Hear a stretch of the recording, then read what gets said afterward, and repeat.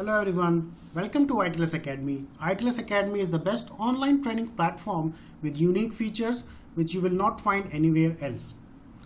I am Siddharth Singh, MTech from IIT BHU and an expert in immunology. So today's lecture will be on immunology and overview. In this lecture, we will be overgoing the concept of immunology in the modern sciences and how those concepts has given rise. What is the previous trend in the history? What is the history of immunology? Which are the scientists which play a key role in the development of modern day immunological sciences? So let's start. We'll start by giving a brief history of immunology. The word immunity, which means a state of protection or a state of protection, has been derived from Latin word immunis.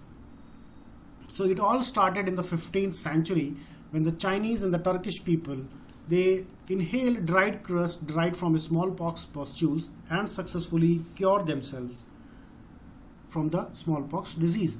Following their same experiment in 1718, Lady Mary performed the same process on her own children, and her own children were also recovered from the smallpox disease.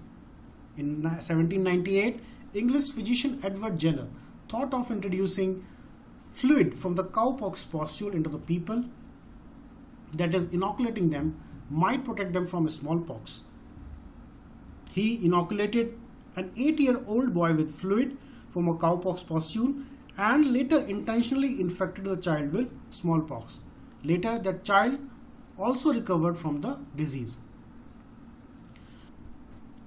Moving down the history line, another scientist, Louis Pasteur, who worked on the bacterial culture, confirmed to cause the cholera. He is working on a bacterial culture which is known to cause the cholera disease in chickens.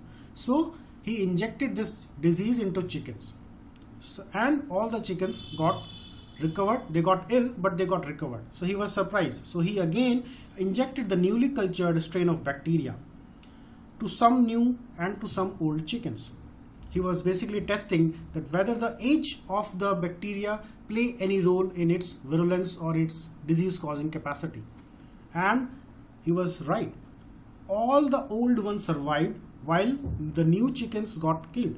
He then hypothesized that age of the bacterial culture has decreased its virulence and called it attenuated strain, which can be used to gain immunity. He was the first to use the term a vaccine.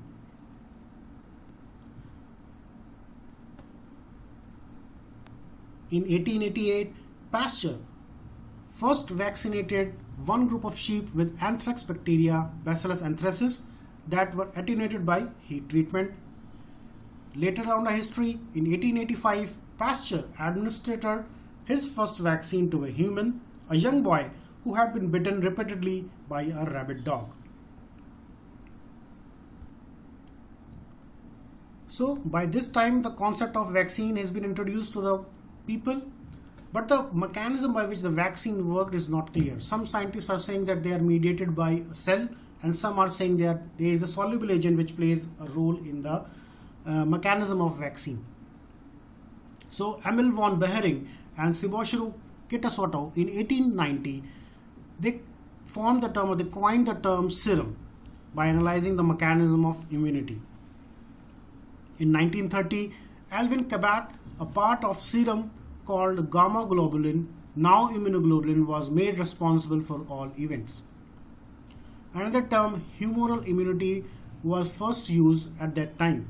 The soluble agent, which we are referred in the play a key role in the vaccine mechanism, soluble agent is termed as humoral immunity or humoral. Why it is being called humoral? Because since these antibodies are present in the body fluids called humors at that time, hence humoral immunity term is coined. Now antiserum, what is antiserum? Antibody containing serum fraction from a pathogen exposed individual was given to another individual who is not immune. So basically antiserum are nothing but antibody which containing serum fraction.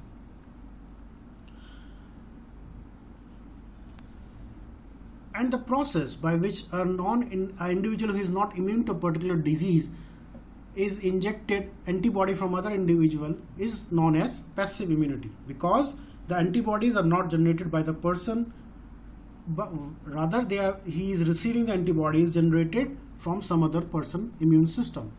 Hence, since these antibodies are not generated in the host body, so they are very short-lived. Now, another term, cell-mediated immunity. Cell-mediated immunity is another branch which we have discussed earlier, that plays a role in the vaccine mechanism, is mediated by cells. So at that time it is called as cell-mediated immunity. It is the immunity imparted by specific cells, basically B cells and T cells, which we now know that there are B lymphocytes and T lymphocytes. So in a key experiment by Merrill Chase in 1940, he succeeded in conferring immunity against TB, tuberculosis, by transferring WBCs between guinea pigs. Till now, all attempts have failed. In 1950, lymphocytes were identified as a cell responsible for both humoral and cellular immunity. Bruce Glick proved that there are two lymphocytes, T and B. Moving towards the next topic, how foreign substances are identified by immune system. So in 1900s, Carl Landsteiner showed that injecting an animal with almost any non-self organic chemical could induce production of antibodies that bind to that chemical.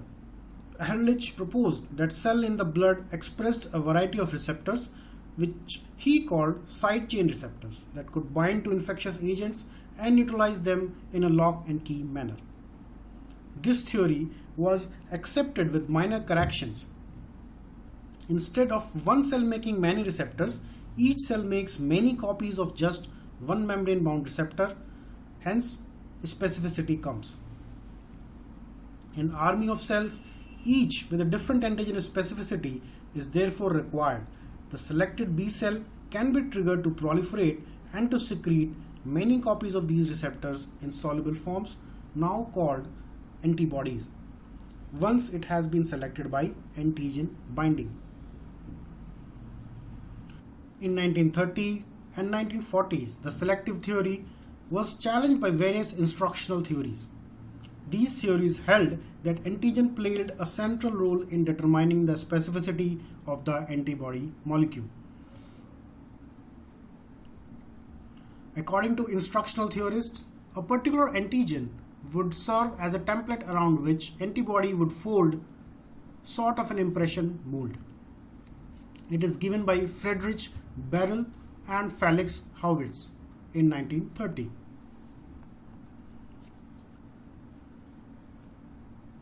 So in 1950s, another theory, clonal selection theory, came into the picture. What does it mean, or what is the concept of clonal theory, clonal selection theory? It is an individual B or T lymphocytes expresses many copies of membrane receptor that are specific for a single distinct antigen. Later on, the instructional theories were formally disapproved in the 1960s.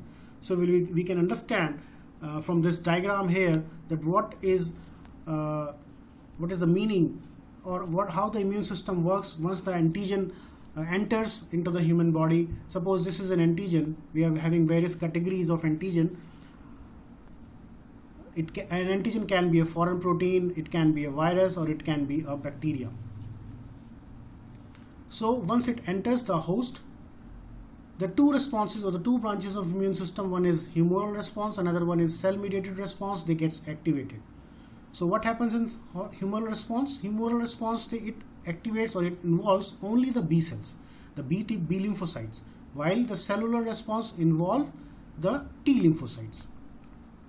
So here in this figure, as you can see, that this is a B cell which is having its receptor BCR. BCR is basically B cell receptors, and as soon as it binds to an antigen, the activated B cells start releasing antibodies. The main function of a B cell is to produce antibodies, and the second function of a B cell is to produce the memory cells. So what are memory cells? Memory cells are basically the cells which stores the information of this antigen. So in future, again, if this antigen comes in the host body, then there won't be any need of generating or activating the total immune system. These antibodies are already present in the immune system, so they get activated, or they capture this antigen and neutralize that antigen. So in humoral response, B cell gets activated, which releases antibodies and memory cells. These antibodies will neutralize the antigen, and the memory cells will keep the information of that antigen. So in future, whenever that antigen came, there won't be any need of activating the complete process. The already present antibodies will neutralize the foreign particle or the antigen. What happens in a cellular response? In cellular response, T cells get activated. Here you can see that there is a T cell which is having its receptor TCR, which is called T cell receptor. So once the antigen enters, and if the activation of T cells happen, then the T cell gets divided into TH cell and TC cells. TH cells are basically known as T helper cells, and TC cells are known as T cytotoxic cells. Now these TH cells, they gets activated and they release certain molecules which we call them as cytokines. These are the chemical messengers which helps in the activation of TC cells and also in the activation of B cells. So once the cytokines has been synthesized, they will activate T cells. Although the TC cell has already been synthesized, once it's activated, once it get an exposure to antigen, but these cytokines molecules help further intensify that process. The TC cells, they gets converted into CTLs, or cytotoxic T lymphocytes, which have their membrane bound receptors which bounce through the infected cells, and the effective killing of the antigen or the foreign particles happens. Here we have shown that this is an infected cells having a particular receptor which binds to the CTL, through which the killing of this infected cells happen. So this is the overall how the immune system works. Let's move further.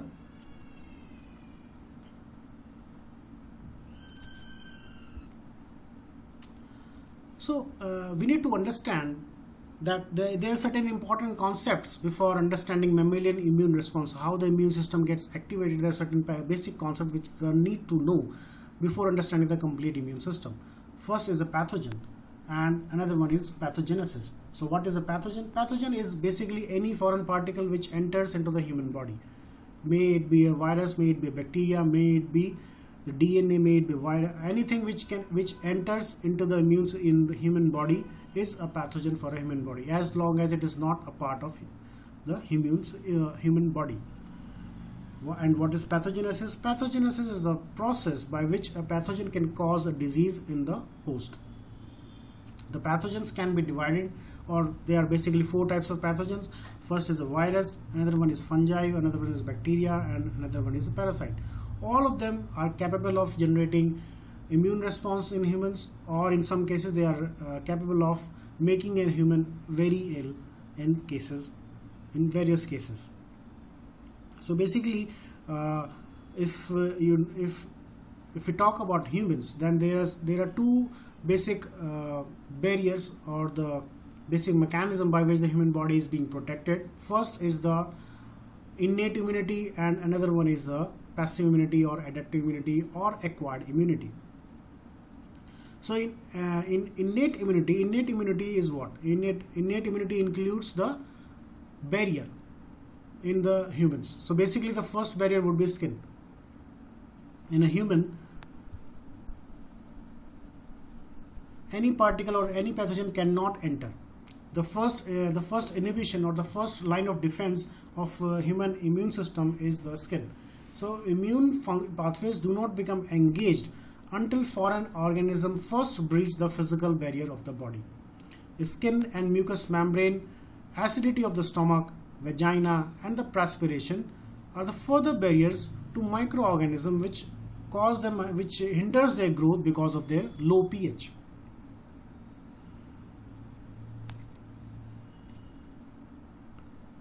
So now we know that the first line of defense of immune system is the barriers, physical barriers.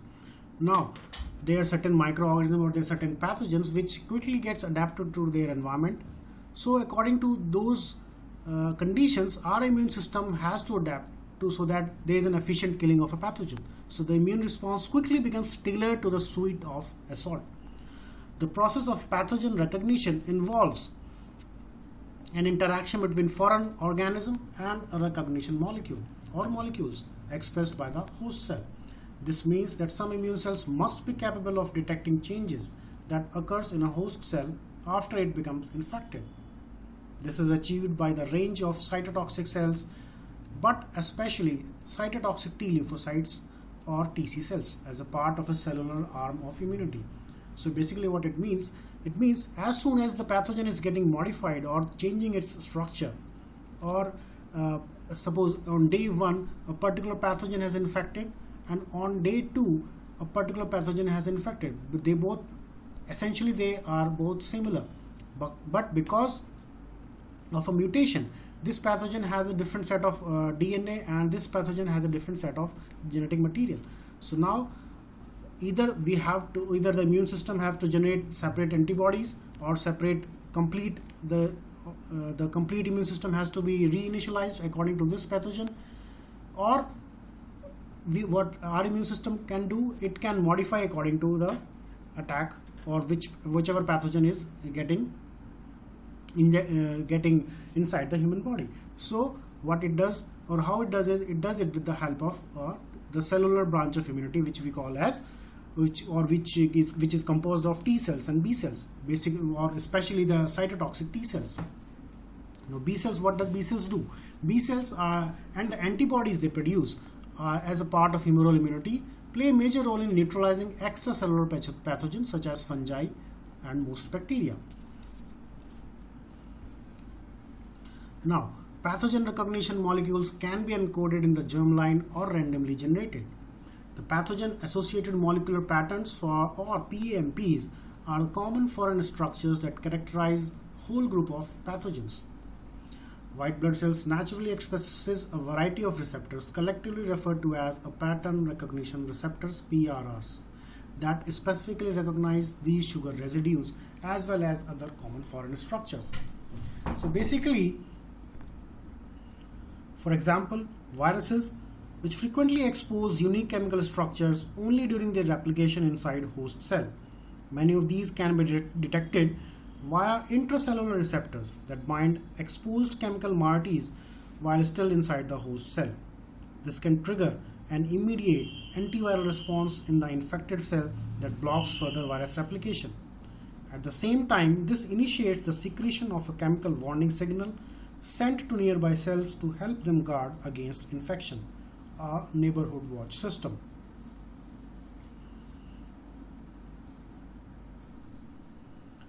Now, because pathogens generally have much shorter life cycles than their vertebrate host, and some utilize error-prone DNA polymerases to replicate their genome, pathogens can evolve rapidly to evade host-encoded recognition system. If this were our only defense, the host immune response would quickly become obsolete thanks to these real-time pathogen avoidance strategies. How can the immune system prepare for this? This strategy, called generation of diversity, is employed by developing B and T lymphocytes. The result is a group of B and T cells where each expresses many copies of one unique recognition molecule, resulting in a population with a theoretical potential to respond to any antigen that may come along. Now here another term is being introduced is tolerance. What does this mean? Tolerance basically means that all the cells, or the cells which are present in human body. So here another term, tolerance, comes into the picture. What does immunological tolerance means? Immunological tolerance is the failure to mount an immune response to an antigen. It can be a natural or induced tolerance. Natural or self-tolerance is the failure to attack the body's own protein and other antigens. If the immune system should respond to self, an autoimmune disease may result. And what is induced tolerance? This is tolerance to external antigens. Example, deliberately manipulating the immune system to protect us from unpleasant, even dangerous allergic responses or reactions to such things as food. Example, peanuts. or deliberately manipulating the immune system to enable transplanted organs, example kidney, heart, liver, to survive in their new host, that is to avoid graft rejection, or preventing the immune system from mounting an inflammatory attack against the vast number of harmless, even beneficial bacteria living in the intestine. Immunological tolerance is not simply a failure to recognize an antigen. It is an active response to a particular epitope and is just as specific as an immune response. Both B cells and T cells can be made tolerant, but it is more important to tolerize T cells and B cells because B cells cannot make antibodies to most antigens without the help of T cells. So now the term innate immunity and adaptive immunity came into existence. So the immune response is composed of two interconnected arms. One is innate immunity and another one is adaptive immunity. So what is innate immunity? So innate immunity or the innate immune response consists of physical, chemical and cellular defenses against pathogens. The main purpose of the innate immune response is to immediately prevent the spread and movement of foreign pathogens throughout the body. So basically innate immunity is the immunity which is present in any individual since birth, or it has been derived or it has been given from the mother to the child when he was in the fetus. So it involves the various chemical barriers, which is the first line of defense. So what is moving towards the next term, adaptive immunity? What is adaptive immunity? Adaptive immunity or the acquired immunity is the immunity which a particular individual acquired by facing various infections throughout his life cycle. So basically what it means as soon as a particular individual is getting infected by a particular pathogen, then the antibodies will be generated according to the cell-mediated response. Those antibody will protect the particular individual against that pathogen.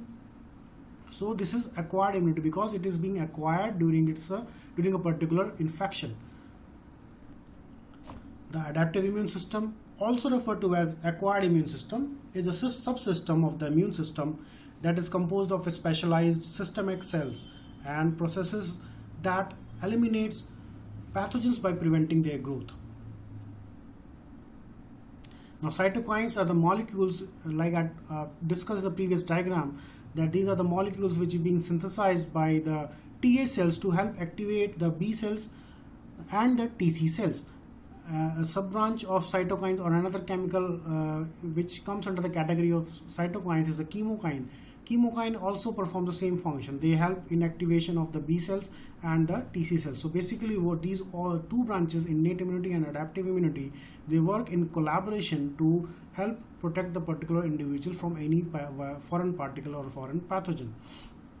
Now if we have to compare what is the difference or what is the basic similarity between innate immunity and adaptive immunity, in this table you can see that if we talk about the response time of innate immunity, then it is very quick. It takes only minutes to hours because it is the first line of defense of any human individual, so it will take only minutes to hours, whereas adaptive immunity takes days to develop the antibodies or to make memory cells. So talking about the specificity, it is the specificity of innate immunity is very limited or fixed because it cannot it is not specific to any particular pathogen. It is basically the first wall of defense against any pathogen, so it is not specific to any pathogen.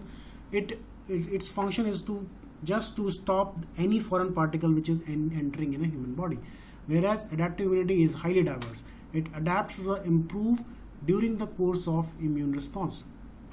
It is since it is an adaptive immunity, so it will generate B cells and T cells according to the particular pathogens. A particular pathogen, if it is a protein or if it is a DNA particle, then the different immune system or different antibody will be generated depending upon the which foreign particle is being injected in the human system. Talking about the response to repeat infection, innate immunity is same each time. It basically means that it only takes minutes to hours for innate immunity, whereas if we talk about the adaptive immunity, it is more rapid and effective with subsequent exposure. So basically it means if an infection is being happen or it occurs second time in a particular individual, then the second time the rate of adaptive immunity function is much faster than the first time, because at the second time already the B cells and the memory cells is present in the immune system, so it will take very less time to get the acquired immunity system activated. Now, what are the major components of innate immunity and adaptive immunity? Innate immunity basically involves barriers, which includes skin and the pH. Other cells which are included in the innate immunity are phagocytes, pattern recognition molecules. In adaptive immunity, T cells and B cells, which are antigen specific receptors and antibodies. Now here in this diagram we will try to understand how these two branches of immunity, they collaborate with each other to help protect a particular individual from any foreign pathogen.